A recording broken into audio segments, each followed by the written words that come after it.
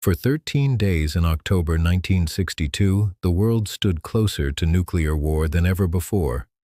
It was a moment when history held its breath, when the fate of entire nations, and perhaps humanity itself, rested not on grand speeches or public declarations, but on silent decisions made behind closed doors. Most Americans went about their daily lives unaware that, beneath the calm surface of ordinary routines, the United States and the Soviet Union were locked in the most dangerous confrontation of the Cold War. It was a test of resolve, intelligence, and restraint, and it would ultimately reveal not only the terrifying power of modern weapons, but also the quiet strength of leadership when it mattered most. To understand how the world reached that point, one must return to the tense atmosphere of the early 1960s. The Cold War was no longer a distant ideological struggle.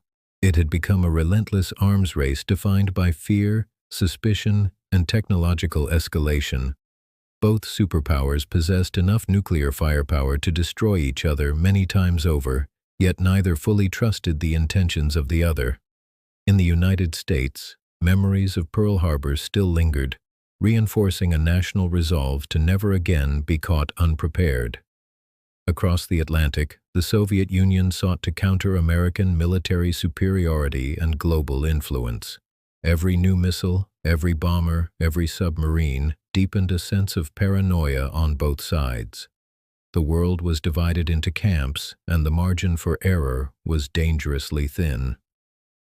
The breaking point came quietly, through photographs rather than explosions. In mid-October 1962, American U-2 reconnaissance aircraft returned with images that would change everything.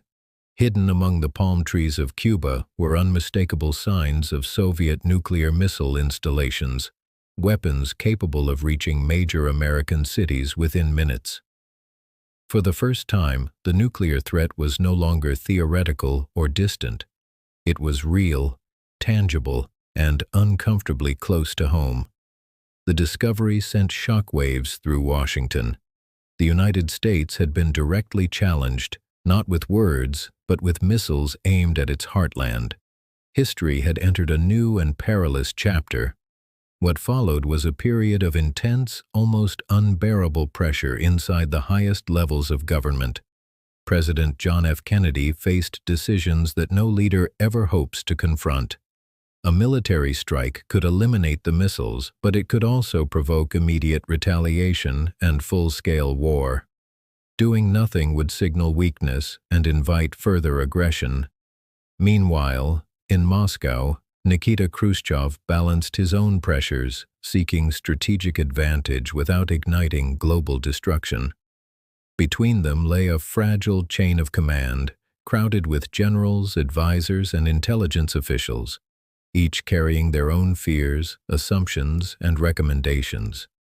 Yet amid the noise, the American leadership demonstrated something extraordinary: restraint guided by strength.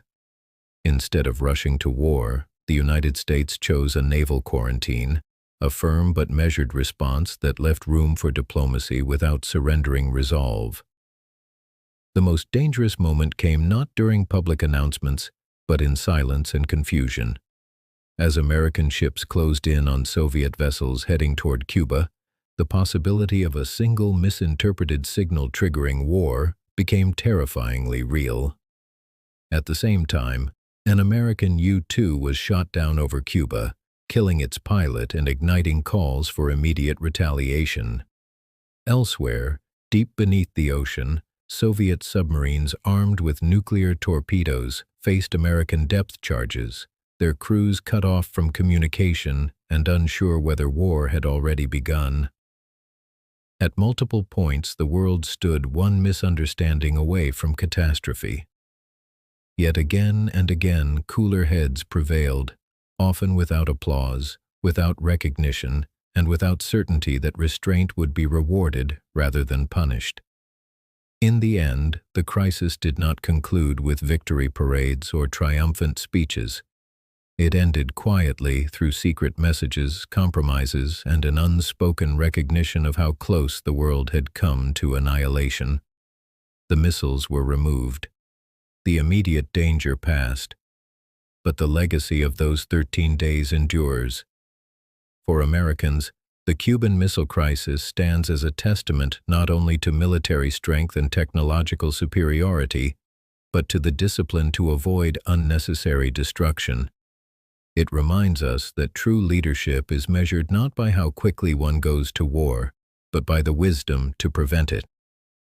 The world survived October 1962 because, in its darkest hour, reason prevailed over fear.